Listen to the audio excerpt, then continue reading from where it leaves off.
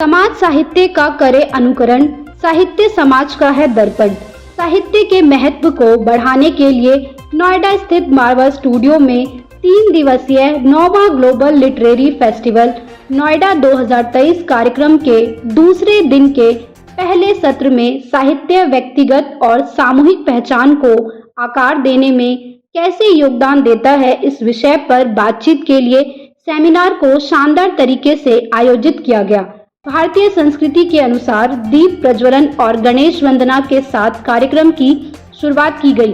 कार्यक्रम में देश विदेश से अतिथिगण ने अपनी उपस्थिति दर्ज कराई। इसमें doctor Sandeep Marwah, festival president and chancellor AAFT university of media and arts, Emile वेब्सी, second secretary high commission of Rwanda, Alfredo Cardera, cultural counsellor, embassy of Venezuela, Aryan Singh, पटकथा लेखक निर्देशक, डॉक्टर PK राजपूत, लेखक SVP Cadila pharma limited, doctor Rama Singh, लेखिका और कवित्री, रघुवीर Sharma, assistant director राजभाषा विभाग, ministry of home, doctor Ruchi Chawla Batra, लेखिका, सुशील भारती, फेस्टिवल डायरेक्टर मौजूद रहे।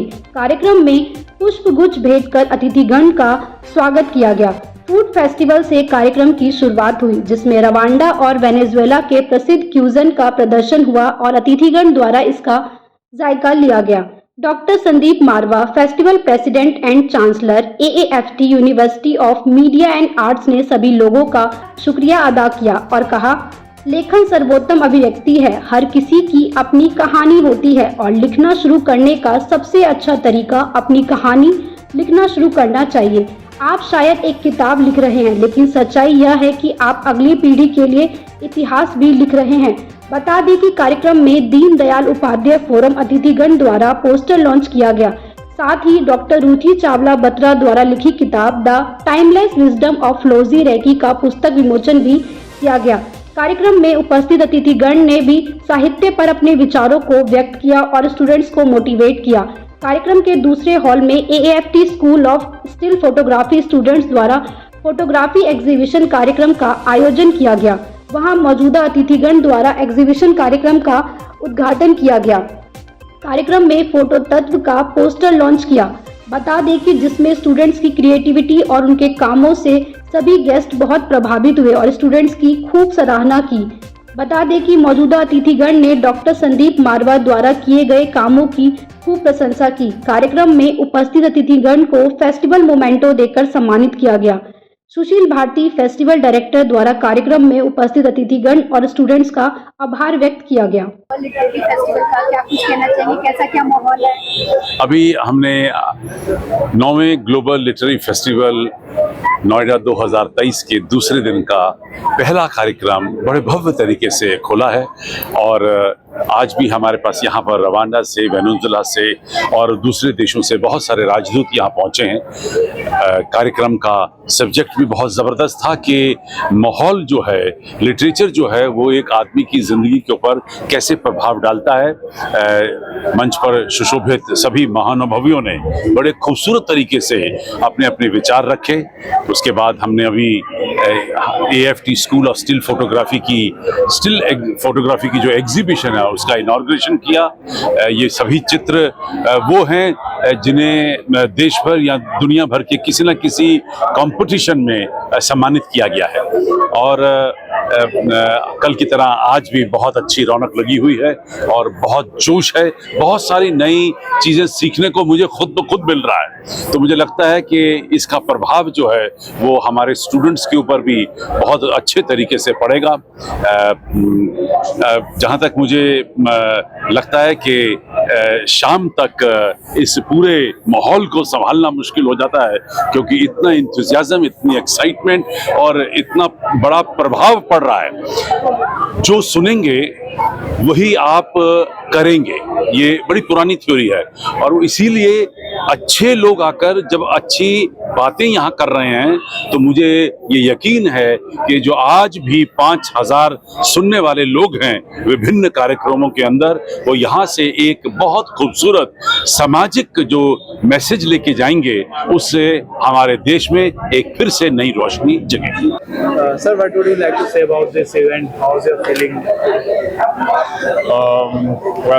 This event of the Global Literary Festival Noida 9th edition was well prepared. As I mentioned earlier before and during my speech, I congratulated ICMEI and all the partners for this literary festival to have organized such a wonderful and perfect event and exhibition. And we have also expressed our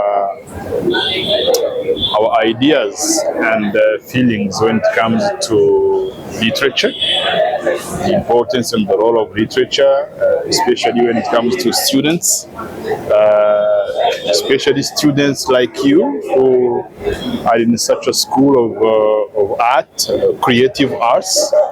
It's very much important. It has a paramount importance in the students.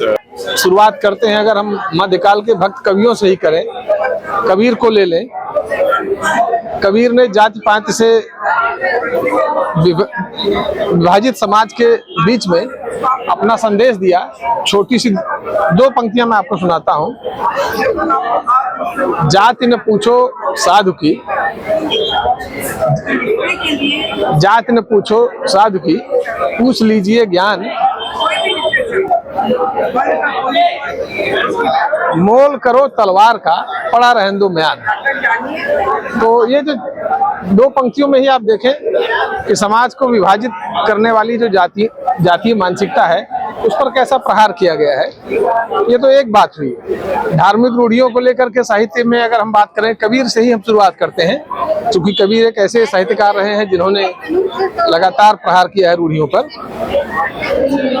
उन्होंने कहा कि पाथर पूजे हरि मिले तो मैं पूजूं पहाड़, और ताते चाकी भली पीस खाए संसार। जो ये कार्यक्रम हुआ है, ये भारतीय साहित्य के लिए एक अद्भुत कार्यक्रम हुआ है, क्योंकि मैं ऐसा मानता हूँ जो साहित्य की विधा है, संस्कृति की विधा है, भारतीय परंपरा में साहित्य का एक अलग स्थान है।